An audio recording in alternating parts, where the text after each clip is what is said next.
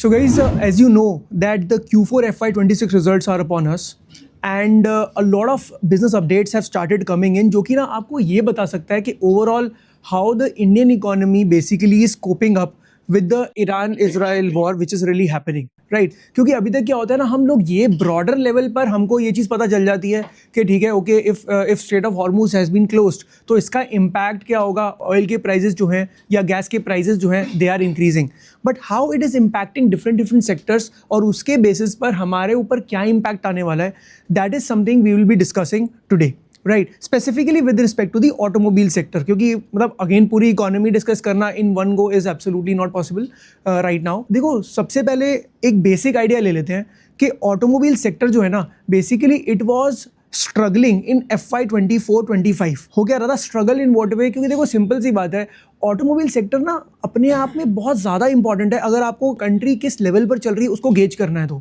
क्योंकि आप एक बात समझो फॉर एग्जांपल सबसे पहली चीज़ क्या होती है कमर्शियल व्हीकल्स अगर मान लो कमर्शियल व्हीकल्स की बात करते हैं जैसे फॉर एग्जांपल ट्रक्स की बात करते हैं या बसेस की बात करते हैं या कंस्ट्रक्शन इक्विपमेंट्स की बात करते हो ये सारे कमर्शियल व्हीकल्स के अंदर आ जाते हैं। अगर एक बात समझो अगर कमर्शियल व्हीकल्स की ग्रोथ जो है अगर वो कंपनीज जो है they are not able to sell more trucks they are not able to sell more buses they are not able to sell more construction equipments that means somewhere economy उतना अच्छे level पे pick तो नहीं कर पा रही है। इसका मतलब on a broader level infrastructure के बेसिस पर इकोनॉमी जो है ना वो पिक नहीं कर पा रही दैट इज वन। अगर मैं दूसरी तरफ पैसेंजर व्हीकल की बात करूं पैसेंजर व्हीकल्स यूजुअली खरीद कौन रहे हैं हमारे जैसे लोग खरीद रहे हैं तो क्या पैसेंजर व्हीकल्स के अगर नंबर्स आते हैं for example Maruti Suzuki comes up with their numbers and say कि ओके मारुति बोल रही है कि okay I am able to grow let's suppose at 10% और लेस देन दैट राइट इसका मतलब ओवरऑल मारुति सुजुकी के नंबर्स आर क्वाइट अंडरवेलमिंग क्योंकि आप समझो एक बात को अगर इंडिया का जीडीपी 7% पे ग्रो कर रहा है 6-7% पे ऑन एन एवरेज राइट और अगर हम इन्फ्लेशन को भी 5-6% 7% पे अगर अज्यूम कर लें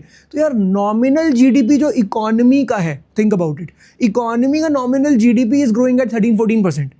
अगर उस पॉइंट ऑफ टाइम पर अगर कोई भी कंपनी चाहे बड़ी से बड़ी कंपनी भी हो अगर वो ये आके बोलती है कि मैं 14% पे भी ग्रो नहीं कर पा रही इसका मतलब कहीं ना कहीं वो ये सेक्टर स्ट्रगल कर रहा है चाहे वो कितनी बड़ी कंपनी हो वो इकोनॉमी से तो बड़ी नहीं है ना ओवरऑल इकोनॉमी तो ग्रो कर ही रही है इसका मतलब कहीं ना कहीं सेक्टर में उस लेवल पर आज की डेट में कोई टेलविंड्स आ नहीं रही हैं। अब हुआ क्या क्योंकि होता क्या जैसे मैंने आपको बताया कमर्शियल व्हीकल्स किस चीज़ पे डिपेंड करते हैं कंस्ट्रक्शन एक्टिविटी के ऊपर इंफ्रास्ट्रक्चर एक्टिविटी के ऊपर। अब क्योंकि हुआ क्या था FY25 के अंदर वो साल कौन सा था इलेक्शन ईयर था अब उस टाइम पे गवर्नमेंट का फोकस जो था वो हमारा कंस्ट्रक्शन इंफ्रास्ट्रक्चर से शिफ्ट होकर कहाँ चला गया इलेक्शंस के अंदर चला गया राइट। अब उस पॉइंट ऑफ टाइम पर डिमांड कंस्ट्रक्शन व्हीकल्स की कम हो चुकी थी कमर्शियल व्हीकल तो चलो हो गया लेकिन साथ में जो पैसेंजर व्हीकल जो था वो भी उसकी डिमांड भी धीरे धीरे स्लो डाउन होनी स्टार्ट हो चुकी थी क्योंकि जितना भी कोविड के बाद जितनी भी रिकवरी आई थी वो धीरे धीरे रिकवरी होता ना कि मैं जितना भी एक डिमांड एक प्रोडक्ट कर सकता हूँ अल्टीमेटली कहीं ना कहीं जाके तो एक स्टॉपेज आएगा तो वहाँ पे FY25 के आते आते पैसेंजर व्हीकल भी स्ट्रगल कर रहा था और कमर्शियल व्हीकल भी स्ट्रगल कर रहा था। इसका मतलब कहीं ना कहीं गवर्नमेंट की तरफ से कोई इम्पेटस नहीं था और दूसरी तरफ हमारी जो कंजम्पशन डिमांड थी वो भी काफ़ी स्ट्रगल कर रही थी। तो उस पॉइंट ऑफ टाइम पे गवर्नमेंट ने क्या किया सितंबर 2025 के अंदर GST रेट्स को कट कर दिया। अब जैसे ही GST रेट्स को कट किया आप सोचो ना लेट्स सपोज एक ट्रक जो है वो 40 लाख रुपीज़ का आ रहा है ठीक है। अब एकदम से हमने उसकी GST रेट्स को कट कर दिया पता चला जी उस GST रेट कट की वजह से उस ट्रक की कॉस्ट जो है वो 3-4 लाख रुपीज़ से कम हो जाती है। अब यार 3-4 lakh rupee for a single truck is a big number don't you think. Simple सी बात समझो पहले जो इतने टाइम से क्योंकि डिमांड आ नहीं रही थी अब हुआ क्या एकदम से बहुत सारे लोगों को लगा कि नहीं यार अब रेट कट्स हो गए हैं GST रेट कट्स हो गए now it has become more affordable they started buying more commercial vehicles. तो इसकी वजह से क्या हुआ सितंबर के बाद ना ओवरऑल बेसिस पर ऑटोमोबाइल सेक्टर जो था वो थोड़ा अच्छा परफॉर्म करने लग गया because a lot of people who were earlier not buying the cars and other commercial vehicles उन लोगों ने अपने इसको बाय करना फिर से स्टार्ट कर दिया। अब करते करते ना ये जनवरी तक तो आ गया।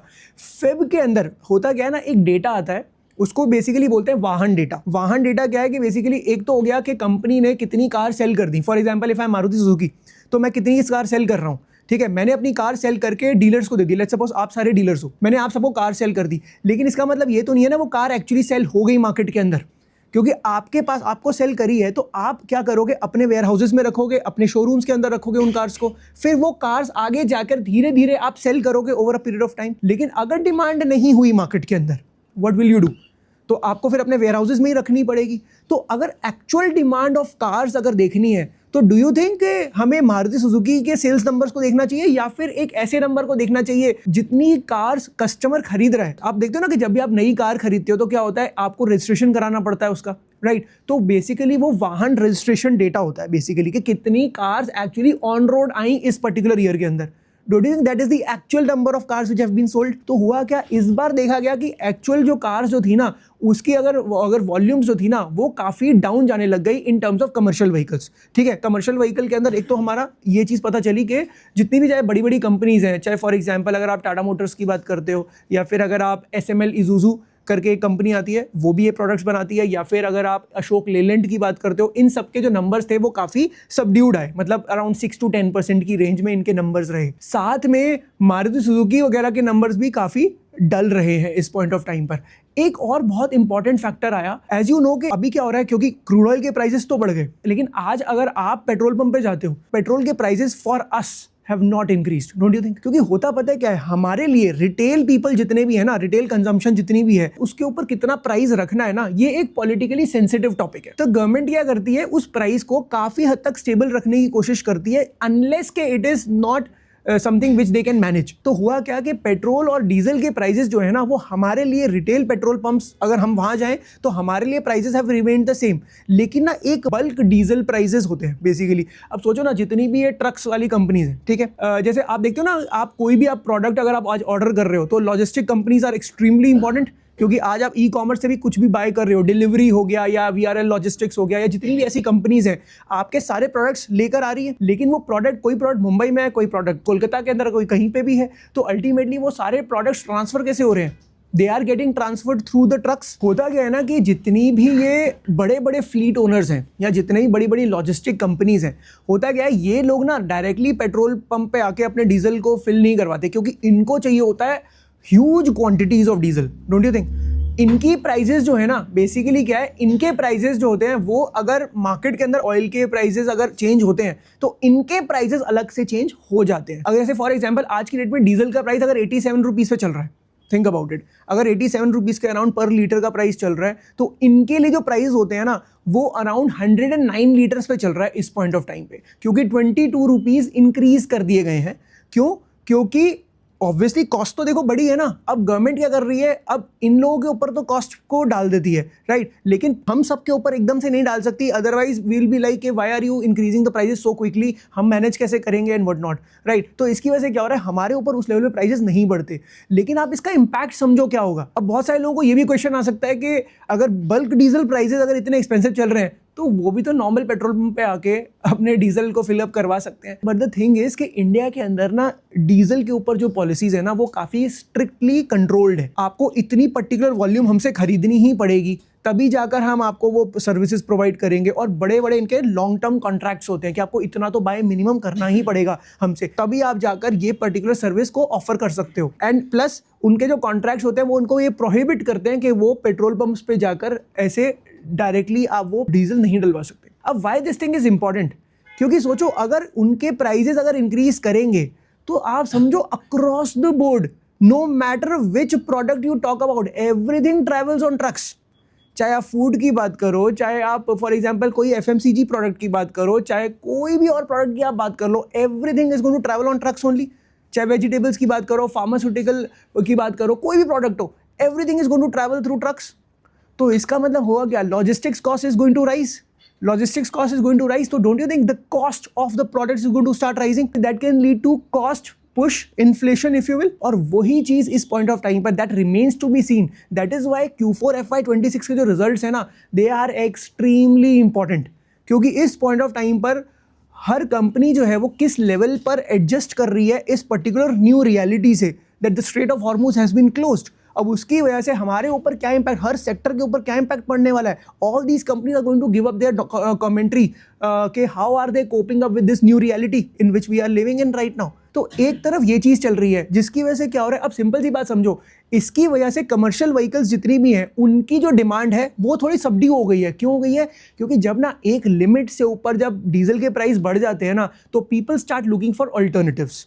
फिर क्या होता है, रेल फ्रेट्स के ऊपर ज्यादा लोग रिलाई करना स्टार्ट कर देते हैं। देखो one thing is very very clear, जहां पर ट्रक ही जा सकता है वहां तो देखो you have no other option, but there will be many routes जहाँ पर रेल फ्रेट्स के थ्रू भी सामान जाया जा सकता होगा, तो होगा क्या, and that is cheaper also. तो अगर एक लिमिट से ऊपर बल्क डीजल के प्राइसेस अगर इंक्रीज कर जाएंगे तो what is going to happen, people will shift their freights to rail, right. अब वो करना स्टार्ट कर देंगे, इसका मतलब फ्लीट ओनर्स को की जितनी डिमांड आनी चाहिए थी नए ट्रक्स के लिए वो नहीं आएगी, right. And that is something that is seen in the वाहन डेटा ऑल्सो, कि वो कहीं ना कहीं अब उन्होंने क्या करना स्टार्ट कर दिया, they have stopped buying as many trucks as they were buying in the last 5-6 months, और उनका क्या हो रहा है, वॉल्यूम डीग्रोथ होना स्टार्ट हो चुका है at this point in time. But what is the biggest beneficiary, who is the biggest beneficiary out of this whole thing?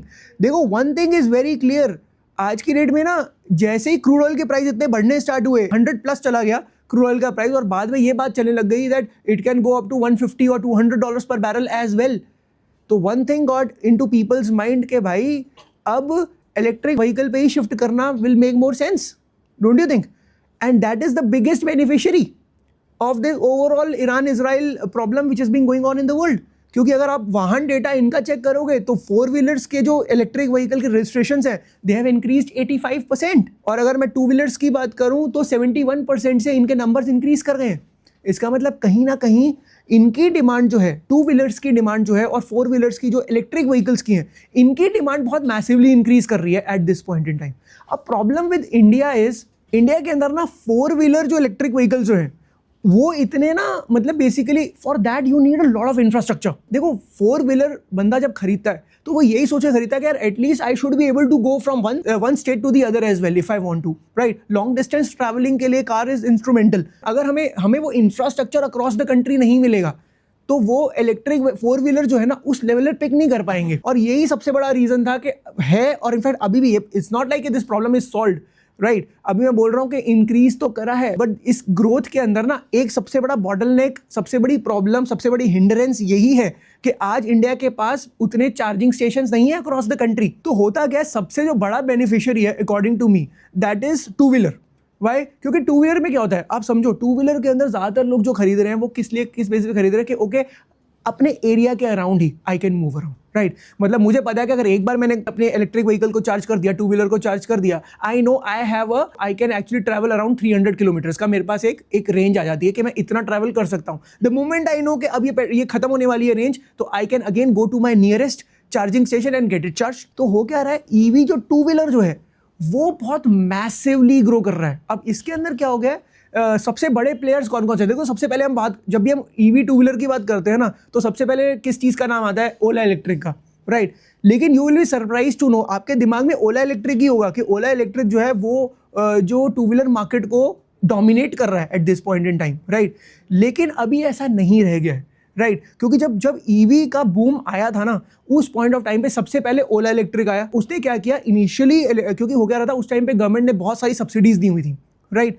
बहुत सारी सब्सिडीज वगैरह देकर रखी थी कि ठीक है जितने लोग इलेक्ट्रिक व्हीकल के अंदर शिफ्ट होंगे will provide you with a lot of subsidies. तो हो गया रहा, उसके थ्रू उन्होंने 40% तक मार्केट जो था ना वो कैप्चर कर लिया था। लेकिन फिर बाद में there were some technical problems that started coming up with Ola electric and ultimately it started losing a lot of its brand power. फिर इतने में क्या हुआ, जितनी बड़ी बड़ी कंपनीज हैं जो इंडिया के लीगेसी 2 व्हीलर प्लेयर्स हैं, लाइक अगर मैं बजाज की बात करता हूँ, बजाज ऑटो, राइट, या मैं टीवीएस की बात करता हूँ, ठीक है, या हीरो मोटोकॉर्प की बात करता हूँ, Hero MotoCorp too have recently come up. इन कंपनीज ने, क्योंकि इनके पास ऑलरेडी एक डिस्ट्रीब्यूशन नेटवर्क है already across India and they have been selling 2 wheelers since last 30, 40, 50 years, think about it, right. तो इनके पास ना काफी हद तक एक ऑलरेडी एक सेटअप है और इन्होंने बहुत अच्छे से मार्केट को कैप्चर करना स्टार्ट कर दिया।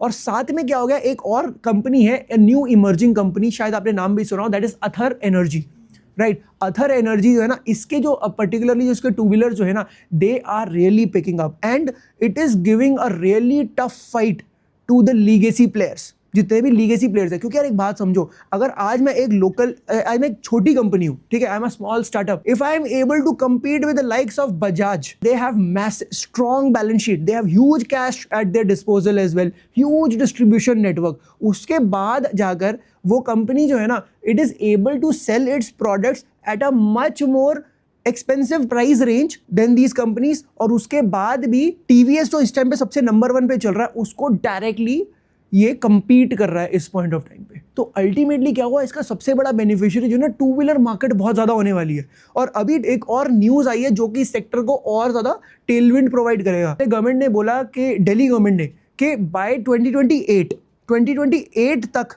जितने आप टू व्हीलर्स पेट्रोल पे चला रहे हो ना उतने चल जाएंगे। 2028 के बाद सिर्फ दिल्ली के अंदर इलेक्ट्रिक व्हीकल्स ही होंगे when it comes to two wheelers. All the other will have to be discarded. लेकिन don't you think it is a massive impetus? It is going to provide a massive impetus to the electric vehicle segment, क्योंकि अब खरीदना ही पड़ेगा। Because अगर आप दिल्ली में हो तो आपको, और आप ये समझो कि अभी तो ये दिल्ली में आया, it's a landmark policy which has come up, क्योंकि आप समझो अगर दिल्ली में आ गया, in no time other states will also follow suit. Think about it. और वो भी अगर ये करना स्टार्ट कर देंगे तो इंडिया के अंदर सबसे पहले टू व्हीलर का जो बूम है एक्चुअली वो बहुत अलग लेवल पे पिकअप कर सकता है गोइंग फॉरवर्ड। तो ultimately that is actually providing a lot of good opportunities in the electric vehicle segment. तो ये समझना ना बहुत ज़्यादा ज़रूरी है कि इस पॉइंट ऑफ टाइम पर how the overall market is shaping up. हाँ, ये बात भी सही है कि अगर देखो सिंपल सी बात समझो, अभी गोइंग फॉरवर्ड अगर आगे जाकर क्रूड ऑयल के प्राइसेस और बढ़ते हैं, उस पॉइंट ऑफ टाइम पर हमारे ऊपर कॉस्ट पुश का इम्पैक्ट तो आने ही वाला है। और अगर वो आया तो ऑन टॉप ऑफ इट क्या होगा, हमारे the disposable income in the hands of the people is going to start reducing. क्योंकि देखो सिंपल सी बात है, आप अपने एसेंशियल्स पे तो खर्च करोगे, अपने फूड आइटम्स पे और बेसिक एसेंशियल्स पे तो आप सबसे पहले खर्च करने वाले हो। बट अगर उसी की कॉस्ट बढ़ गई, that means lesser disposable income in your hands, lesser amount of money in your hands, उतना ही आप डिस्क्रेशनरी स्पेंडिंग कम हो जाएगी।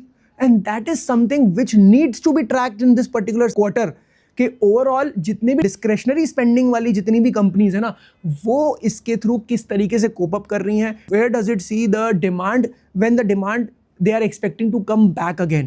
That is something that needs to be covered, or that is something that needs to be tracked over in the next 1 or 2 months.